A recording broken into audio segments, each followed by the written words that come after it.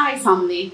Welcome back to another health segment episode with the Father's Joy channel. And in today's video, we are treating a very interesting topic that will be of great benefit to all of us.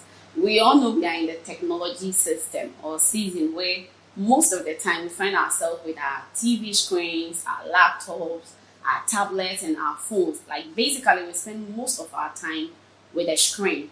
And it's surprising that sometimes you can find four people sitting down in an atmosphere, but all of them are glued to their screen.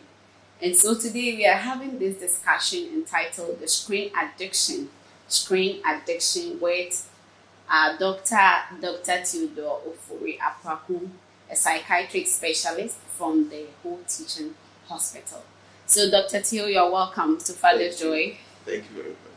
Awesome. Today we are treating a very, very sensitive topic. I really, really like this topic. And so, what is screen addiction to begin with? Right. Thank you. So, screen addiction, when we talk about screen addiction, obviously it's an addiction. Okay. So, it means that it is something that comes with what we call a maladaptive behavior. Okay. So, behavior that is not considered normal, right?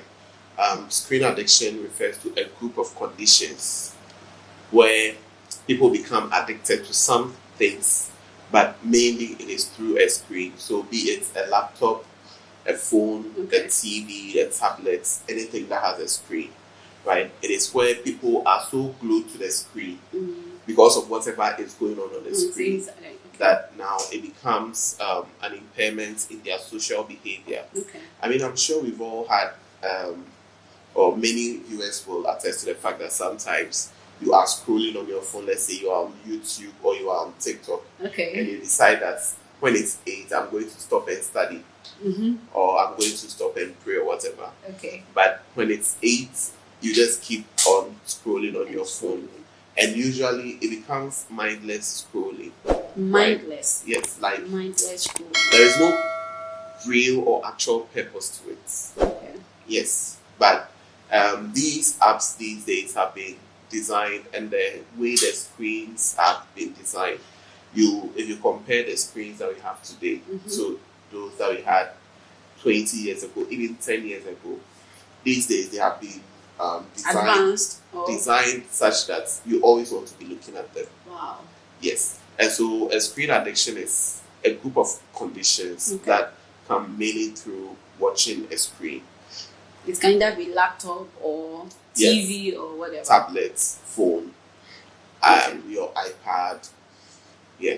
The other time we treated addiction as an addiction, you took us through some steps before. You said the addiction doesn't just occur. So it goes Exactly. through a cycle, like a process. So with this screen addiction, does it also fall in that same category? Because you go through Yes. the Yes. So adaptability. basically, it uses what is called the brain's reward system. Okay. You see, when you eat, you feel happy. The brain releases a chemical called dopamine. Okay. It makes you feel happy. It makes you feel satisfied. Okay. Yes, it's the same way when somebody takes alcohol or weed or cocaine. When they take it, they feel that happiness, right? So the same way with the screen. Addiction. Yes. So initially, it is just something you do for fun and something you may do because you need to do. So initially, you may start going on a social media network because, you need to be there. Okay. You want to go and check people's statuses. Like, it's somebody's birthday, you have to go and wish them, all of these things. But then with time, you become so glued to it that, like, you are always on it. You always need to be on it. And when you are away from it, you don't feel comfortable. Yes. So it also goes through the same process. cycle. So that with time, you need to be using a lot more of it in order to get the same level of Excitement. excitement that you used to get. Okay. So that's why these days you see someone, they have a TV in front of them, right? Then while the TV is on, there's also a laptop. Then while the laptop is on, they're also holding a Their phone. phone. Yes. Eesh.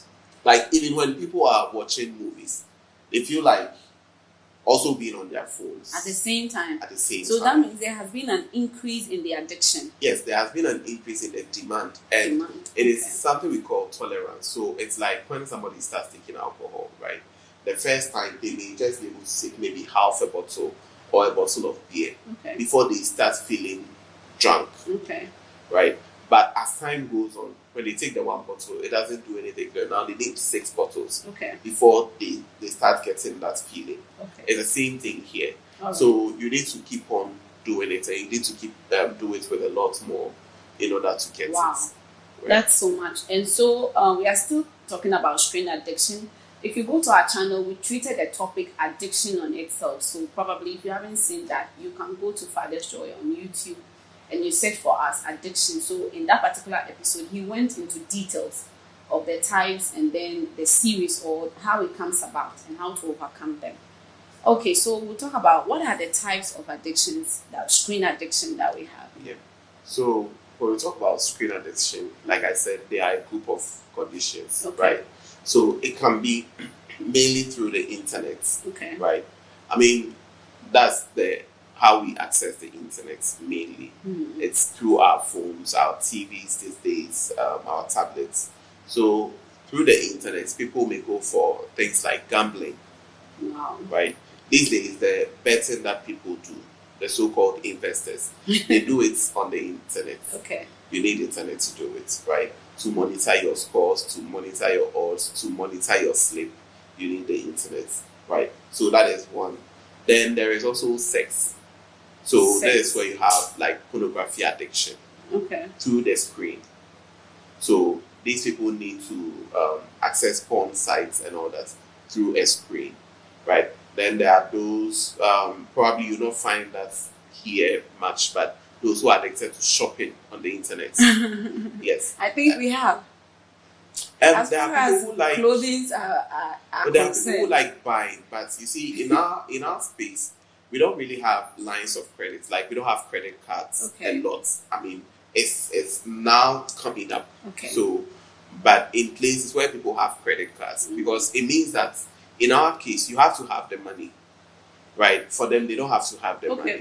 With a credit card, you can just like buy it's things. Borrowing, something like that. Yes, and you are borrowing from the bank. And with services like Amazon, if you buy today, tomorrow it's on your doorstep, and so it comes very quickly. Right, it comes very quickly. Yes. So that is one. So it can be through the internet. It can also be through gaming. The gaming can be online or offline. Is the gaming not the same as betting? No. So with gaming, we are talking about games, as in like you have video games. And these can be online or offline. So you can have someone who has a PS5 in his room and they play from morning till evening. So that is one form of addiction, right? And then there's an online one where instead of playing with someone in the same room, you are playing with someone outside. So you have a virtual opponent. So you can be in Ghana and be playing against somebody in the US. Yes, that's how it goes. And people become addicted to those things. And there are many forms of it. There are those where you are like, it's like a battleground. You are killing people. There are the sports ones, the NBA, the FIFA, the Pro Evolution Soccer, those ones. Right. So there is that one too. And then people can generally be addicted to media. The media. Yes. So this is where you have social media. Right. Someone said that they open their social media the way they open their fridge. See how when you are home, you keep opening your fridge. Sometimes you open it for no reason. Nothing. Yes. Sometimes you just close it, and then the moment you close it, you want to open it again because, and it's not like you are looking for anything. Like, let me chip it this way. I remember way back when I was in the university with my friends. Like, basically, we have nothing in the fridge. Like, there is no food in the fridge, but you still get up when open it, knowing that there's nothing in the fridge. But you still keep going. Exactly. It's like in your mind, you think something might change, right? You think something might change. So it goes like they open a social media app. And then as soon as they close it, they just go back and open it without even thinking about it. Yes. So generally, so the social media and then news through traditional media. So these are people who will be addicted to like watching TV in general, just TV. So they watch the news, they watch one telenovela. As soon as it ends, they have another channel. Another channel, and watch another telenovela. As soon as that one ends, they have to come here and they have to keep track of all the storylines of all of them. Wow. Right. So these are some of the screen addictions that yes, we have. That they are. I think it's a lot. And sometimes you don't even know the particular one you are in. You might be in all of them. Yes, you can be more than, you can have more than one. One of them as an addiction. Yeah. So what are the signs? For example, if somebody is listening to us and maybe looking at the definition we had, the types that we have, how would I know that, okay, I'm having a screen addiction? What are the signs that will show? Yeah. So the first one we talk about is they have poor control over it. Okay. Right. So if they say, I'm going to play just one game of FIFA and then I'll go to class or I'll go and study. Okay. They end up playing 4 or 5. The same way if someone is addicted to alcohol, they can say, I'm just going to take 1 tot of alcohol so that I'll go and eat. And then they end up taking like half a bottle. Right? So they have impaired control. We talked about the 4 C's the last time. Yes. So they have impaired control. So I think maybe you should take us briefly through the 4 C's again. Yes, so that's what we are going through. So the first one is control. Okay. The second one is compulsion. All right. Compulsion is where they have a strong urge to do it, even when they don't want to. Right? And unless they do it, they don't feel comfortable. It's like, think of compulsion as when you feel a part of your body is itching. The example I like using is when you go to the barber, at the barber shop. Usually when they cut your hair, some of the hair goes somewhere and then it's itching. But you are sitting there feeling like you don't want to take your hands out of the cape to scratch it, right? So that you sit there squeezing, right? You sit there squeezing. Okay. Now, those behaviors you do to try and not react, not do it. Yes, okay. That's the compulsion, right? Okay. So people may say, okay, I'm never going to. These days, when I'm going to delete this app from my phone, those who bet, they will delete the app. Okay. By the time the weekend comes, they have reinstalled the app, right? So they have compulsion. And the third one is craving. Craving is when you are away from the thing, you want to get back. You desire to get it back. Yes, you want to get it back. So it makes them feel uncomfortable when they are away from the thing. So if they have to sit in class, or if they even driving, right? There are people that when they are driving and they reach the traffic lights, they have to take their phone and be pressing their phone, right? All of these are. They just don't want to be idle, doing nothing, having a free space. It's not that they don't want to be idle. It's that they need.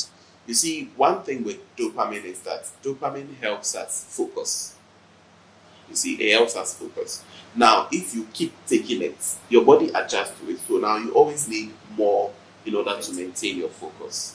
Okay. So, yes, at some point, now they actually need to use a substance so that they can act normal. Okay. Right?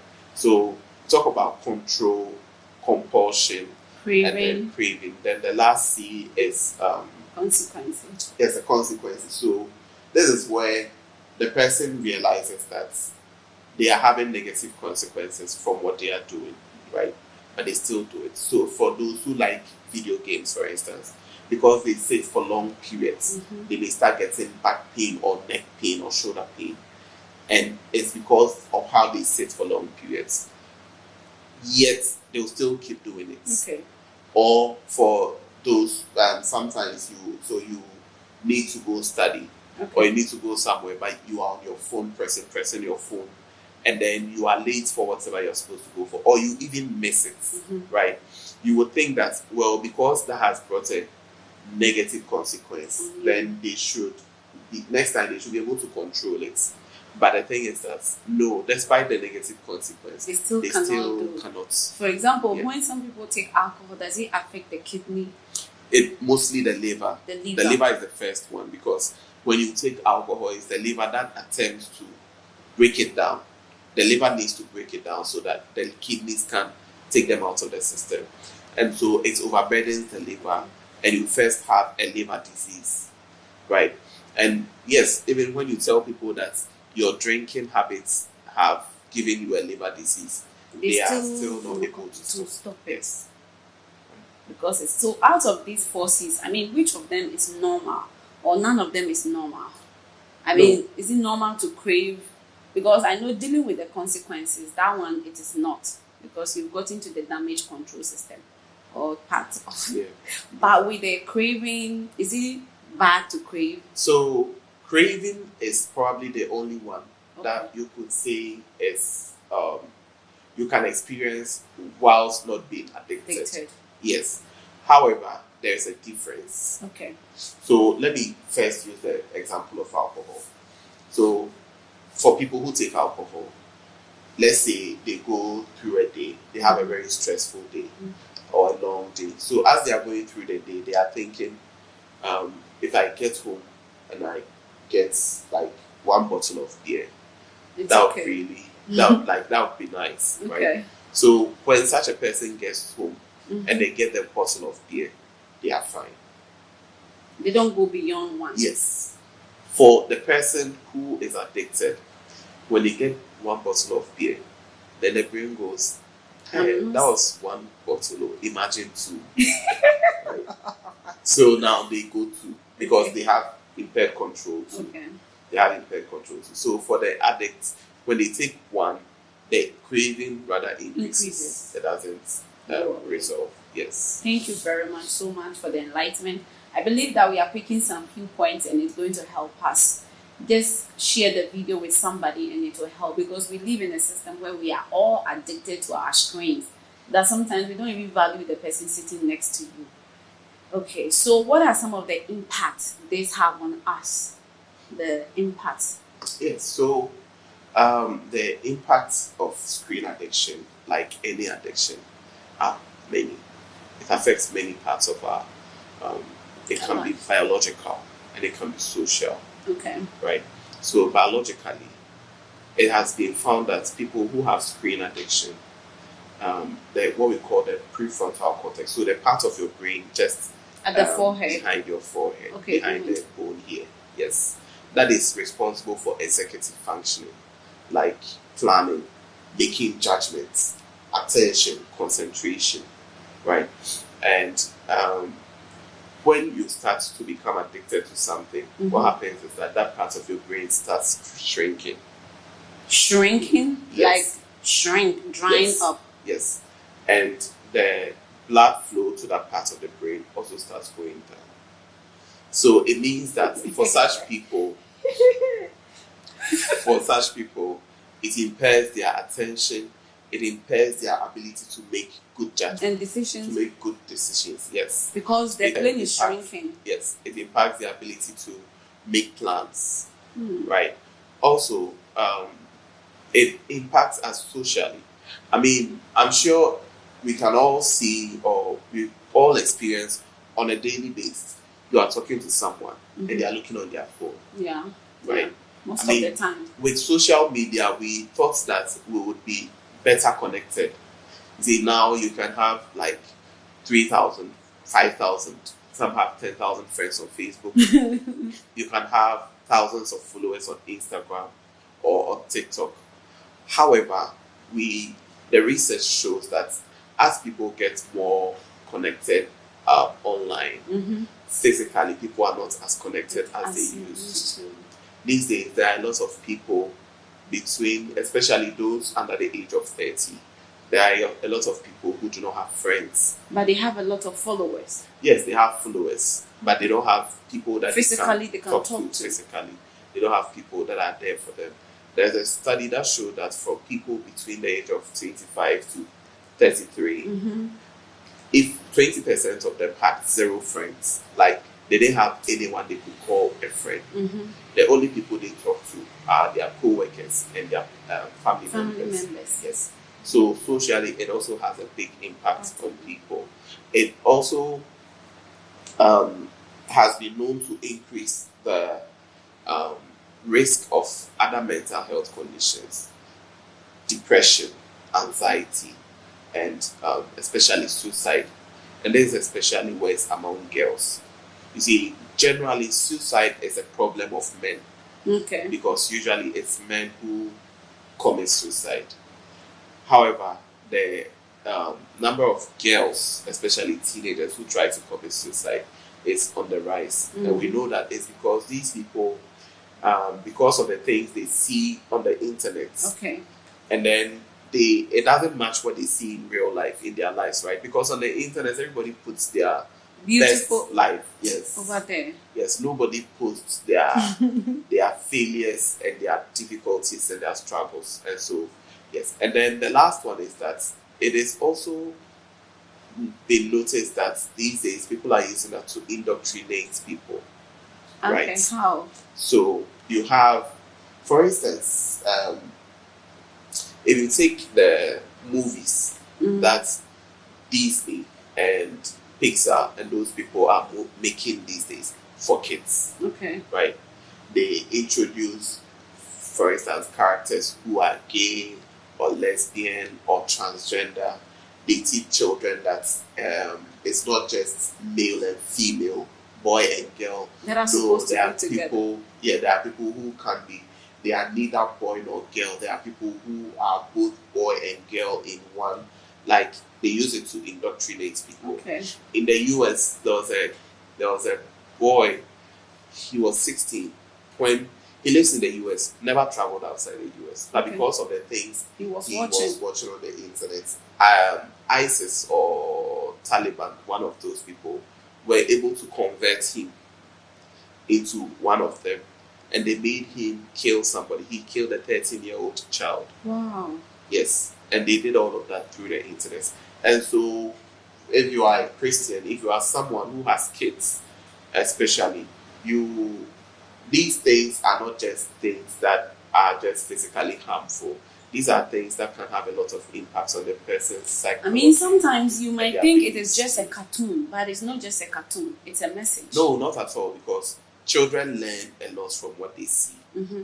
And these people have learned how to capture children's attention, how to capture children's imagination. Because imagine that if I have a shop, right, and you are a customer, Okay. you are an adult. Mm-hmm. Sometime may come that you may move. Sometime may come that you may decide that you don't want to use my products again, Anymore. right? But if I'm able to convince a child to be buying just from me, They grow up. they grow up knowing only me, right? And so these days, the porn sites, the social media sites, they do not, although yes, they want to attract adults, they also intentionally target children. Because if you get a child to start using Oh, porn yeah. when they are 8 years, right? It means that For the rest of for their the life. rest of their lives, by the time they are 50, they'll still be using. So you have a customer for life, right? Yes, and so these are issues that we need to. Could also- it be that because as at that age, the child's brain is now developing? So Definitely. they are very like virgin. Impressionable. Is it virgin mind? Is this? Do they have something like that? Well, yes, there are some people who believe that it's called a tabula rasa, that The brain. the child's mind is a blank state Empty. and Okay. you are putting things on it. But the thing is that it's not just that, it's also that our brains are not fully formed. Okay. The prefrontal cortex that I talked about is not fully formed until you are 24, 25. That is when we think it's fully formed. And so any habits that you pick up before that age is something that is likely to live with you For the rest of your life. because your brain grows around it. Your brain grows to think that this is how our normal behavior is It's supposed to supposed to be be. like. Yes. And the earlier they start, the more difficult it is to get Wow. them out of it. This so much. I'm very much. I mean, the internet aspect and then the frontal aspect is really surprising to me. The fact that because you see, it's our forehead and our face that is facing the screen. So if by so much exposure you are shrinking that place, your inability to think, to make good decisions is affected, and we don't Yes. know about it. We may think we are just getting entertained, but I mean, we are affecting ourselves negatively. Thank you so much, Dr. Tu, for the education. Now, so what can we do to protect ourselves? Because we live in a technology world. Sometimes to get an information, you have to go to your email. You have to send a text message, like you are seeing somebody celebrating their birthday. You just intend to wish them, but you just get to WhatsApp and you just realize you just keep watching and watching and watching. And the interesting thing is that you don't get bored. Yes. It doesn't make you feel tired. Comparing reading to scrolling. Reading is more. So that is, they use what? Difficult. They use a set of programs. So it's called an algorithm. Okay. A set of programming to determine, okay, you like things like this, right? Even if it's positive things. So, okay, they realize that you like sermons, for instance. Okay. And then there is something called infinite scrolling. Have you realized that when you scroll your Facebook or Instagram or Snapchat feed, it never ends? No, it has no ending. Yes, so it never ends. And then it's designed such that knowing the things that you are interested in, anytime you are going to log off, it's going to show you something that will catch your attention. Right? And so these people take a lot of information about us from how we use our phones, what apps we use on the phone, which sites we like to visit. I mean, everything that you do on your phone, the social media sites have them. So they use it to design, to target to project those things into you. Yes, to target you. So if you are someone who likes sports, you are always getting like your TikTok FYP. It's always bringing you sports, things related to sports. Just when you want to quit, you see, when you press the back, before you log on, you have to press the back button twice.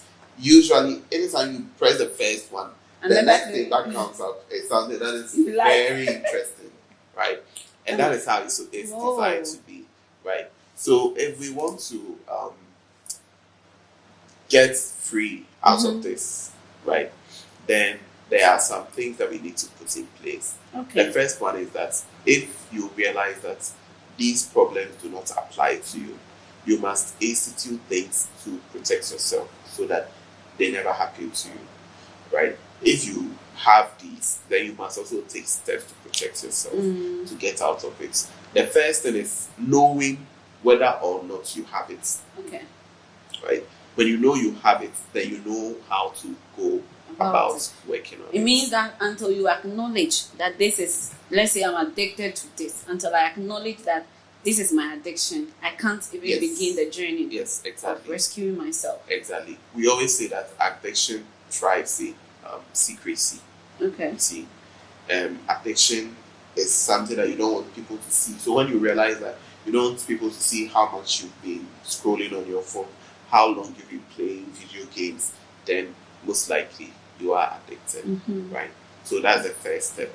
So when you have now come to accept that you are addicted, then the next thing to do is that you need steps to come out of it. Yes.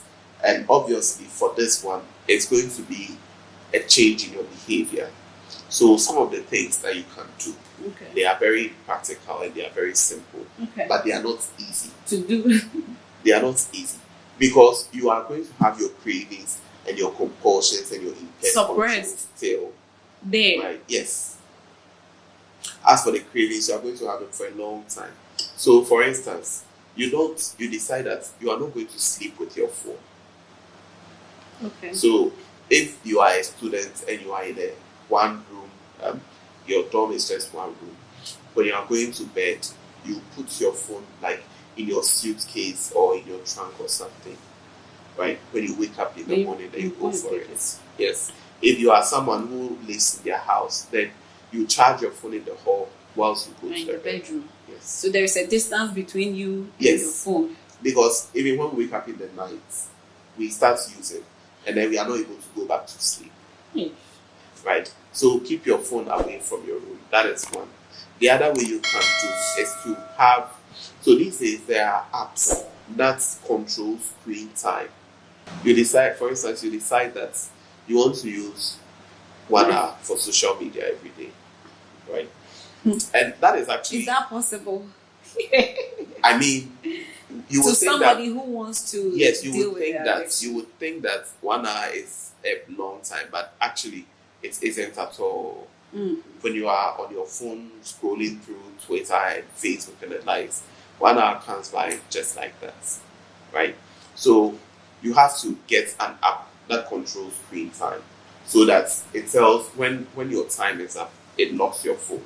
Okay. That is another way. The other way is to, you see, usually when people are browsing on their phones, they are either lying down or they are sitting down. Yes. So decide that anytime you're on social media, you're going to be standing, for instance. So that when you get exhausted, you can just... Yes. So once you want to sit, it means you have to get off your phone, right? And then a lot of the social media apps that we have on our phones, if we actually access them through our computers instead of our phones, the effects will not be as much, right? Because the phones give us convenience. The phone is such that you can take it everywhere. You can take it to the dining table. You can take it to the washroom. kitchen. You can take it to the washroom, exactly. But if you are going to use it on a computer, then it means you must be in one place to be able to access it. Okay. Right?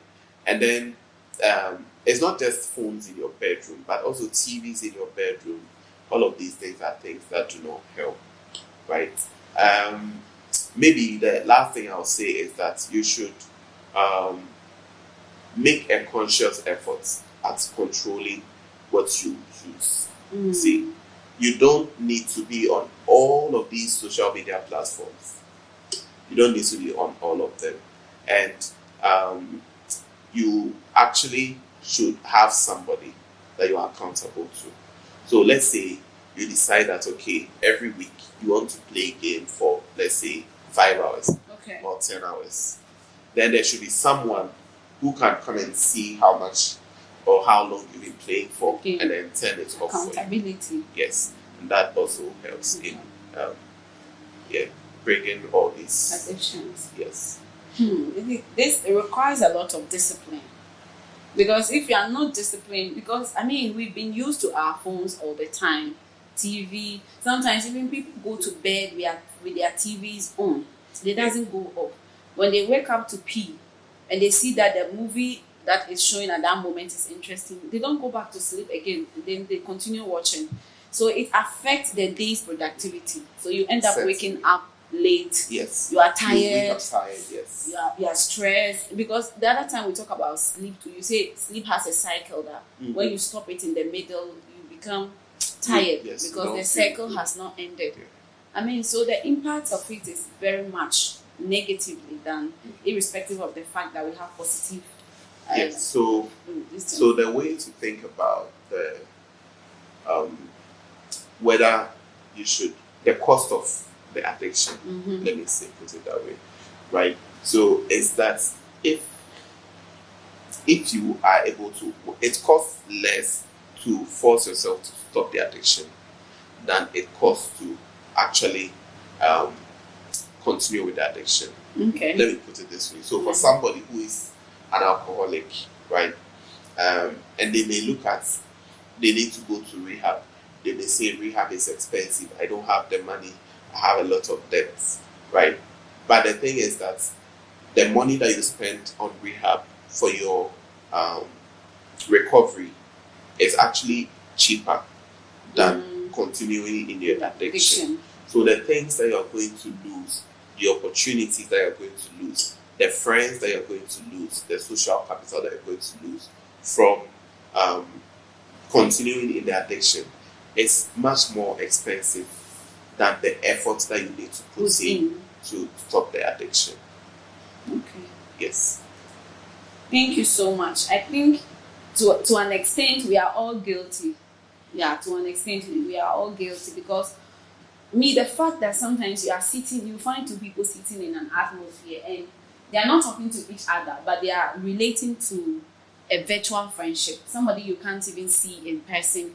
They can't even tell your emotions. You just use emoji to express your emotions. Meanwhile, that could not be a reality. Those are the people we choose to connect with instead of the person that is right beside us. So, thank you so much, Dr. Tio. We want to take your final remarks on screen addiction. What are your final remarks to us on screen addiction? So we've talked about screen addiction, that these are a group of conditions that are mainly accessed through a screen, laptop, a computer, your phone, your iPad, your TV. And it includes gaming, it includes sex, masturbation, pornography, it includes shopping, gambling. Yes. And these usually interfere with our lives. You can't study because you were scrolling TikTok. You miss an appointment because you were on Facebook or Instagram looking at people's clothes and people's styles and people's vacation. Yes. And the cost of it is that it impairs our attention and our concentration. It impairs our ability to judge correctly. And also, socially, it makes us distant from people. Yeah. It increases our chances or our risk for other mental health conditions like depression, anxiety, and suicide. And if you are a parent, when your children fall into this, the younger they are, the more easy it is for them to get addicted, and the more difficult it is to get them into recovery, because then the brain grows up to consider that as normal. And so let us not spare any efforts in making sure that we rid ourselves of this addiction so that we can live our lives as perfectly as possible. Thank you very much for this opportunity. We are so grateful. So screen addiction is real. Like, it's so real. Don't underestimate the power and then the influence it has on you as an individual. Maybe you think that somebody is addicted to alcohol or sex or something, so you don't have that kind of addiction, so you don't have any addiction. But looking at your even phone consistently without control, it affects your thinking, as the doctor rightly said. So we have to be disciplined. If we want to be productive, we want to make impact, then there are certain things we must set timeline on them so that we'll be able to fit in the perfect will of God and what God has for our lives. Thank you so much for your audience. And then if you want to support our channel or you want to partner with us, our numbers are on the screen. You can send us a message, or you want to give us a donation to support our production. It is highly welcome.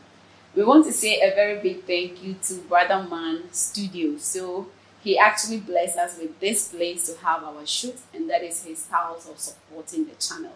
And so his number will also be on the screen if you want to have a session in his studio, recordings for your programs, especially let's say your weddings. He's into photography, videography, and anything. You can just contact him and then he will sort you out. Thank you so much. Don't forget to like, comment, subscribe, and share. Dr. Tio, thank you once again, and God richly bless you. Thank you. Bye.